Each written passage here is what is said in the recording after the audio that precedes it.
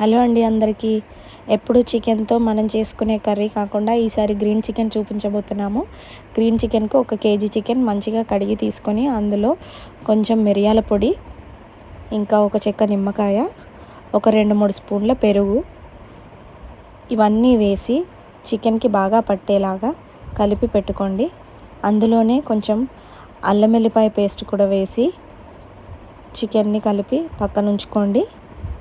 ఇప్పుడు మన గ్రీన్ చికెన్కి కావాల్సిన మెయిన్ ఇంగ్రీడియంట్ మిక్సీ జార్లో పచ్చిమిర్చి, పుదీనా, కొత్తిమీర తీసుకొని మెత్తగా పేస్ట్ లాగా చేసుకోండి.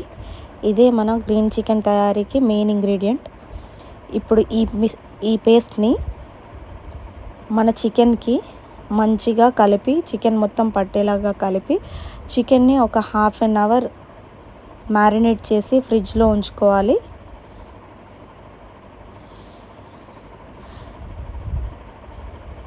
ఇప్పుడు మనం దీనికి కావాల్సిన ఇంగ్రీడియంట్స్ తయారు చేసుకుందాము. దానికోసం కొంచెం కొబ్బరి పొడి, ఒక ఆనియన్, కాజు, ధనియాలు, బగారా మసాలా, కొత్తిమీర అన్నీ రెడీ చేసి పెట్టుకున్నాం. మిక్సీ జార్లోకి కొబ్బరి పొడి, కాజు, ధనియాలు, గరం మసాలా వేసుకొని మెత్తగా కొంచెం వాటర్ వేసి పేస్ట్ లాగా తయారు చేసి పెట్టుకోండి. ఈ పేస్ట్ని మనం చికెన్ ఉడుకుతున్నప్పుడు చికెన్లో వేస్తే టేస్ట్ చాలా బాగుంటుంది. ఇప్పుడు ఒక ప్యాన్ పెట్టుకొని ప్యాన్లో కొంచెం ఆయిల్ వేసి బగారా మసాలాలు అన్నీ వేసి బగారా మసాలాలు వేగిన తర్వాత అందులో ఒక ఉల్లిపాయ వేసి ఉల్లిపాయ కూడా మంచి బ్రౌన్ కలర్ వచ్చిన తర్వాత అందులో ఇప్పుడు మనం మ్యారినేట్ చేసి పెట్టుకున్న చికెన్ని వేసి మంచిగా కలిపి కాసేపు ఉడకనివ్వండి. ఇప్పుడు ఉడుకుతున్న దాంట్లో ఇంతకుముందు మనం పేస్ట్ చేసి పెట్టుకున్న కాజు పేస్ట్ని ఇందులో వేసేసి ఇప్పుడు మళ్ళీ ఒకసారి కలిపి మూత పెట్టి ఉడికించుకోండి.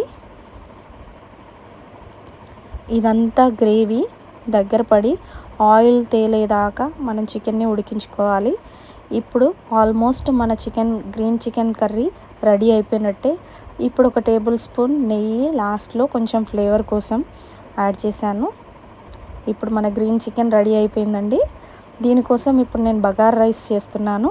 దానికోసం ఒక ప్యాన్లో ఆయిల్ వేసి బగారా మసాలాలు అన్నీ వేసి 2 చీల్చిన పచ్చిమిర్చి, ఒక ఆనియన్ వేసి బాగా వేపుకొని అందులో కాజు కూడా వేసుకొని మనం తీసుకున్న రైస్కి తగ్గట్టుగా ఎసరు వేసుకొని ఉప్పు, ఎసరు మరుగుతున్నప్పుడు ఇప్పుడు మనం నానబెట్టుకున్న రైస్ని కూడా అందులో వేసి అన్నం బాగా ఉడికిన తర్వాత ఫైనల్గా కొత్తిమీర, 1 స్పూన్ నెయ్యితో గార్నిష్ చేసుకుంటే బగారా రైస్ రెడీ అయిపోయినట్టే అండి.